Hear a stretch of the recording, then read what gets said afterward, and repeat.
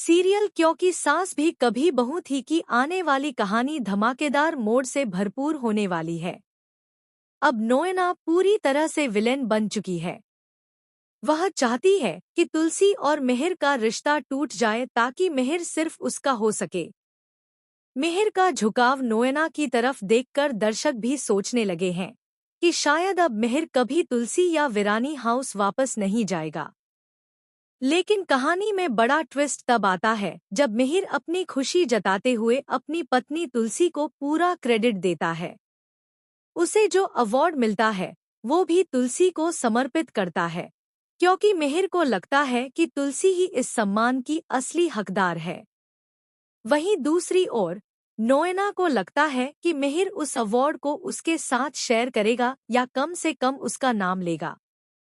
लेकिन जब वह देखती है कि मिहिर अब भी तुलसी से ही सच्चा प्यार करता है, तो वह पूरी तरह टूट जाती है और गुस्से में सब कुछ तोड़-फोड़ करने लगती है।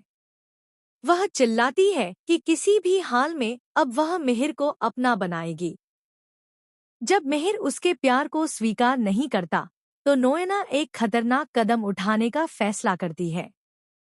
वह सोचती है कि अपनी जान लेने का नाटक करके मिहिर को दोषी महसूस कराएगी और उसका दिल जीत लेगी।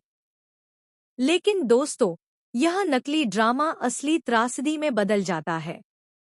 अपनी इस हरकत के दौरान नोएना सचमुच फिसल जाती है और सीधा खाई में गिर जाती है। उसकी जान चली जाती है। तुलसी और पूरा वीरानी परिवार उसे बचाने दौड़ता है, लेकिन तब तक बहुत देर हो चुकी होती है।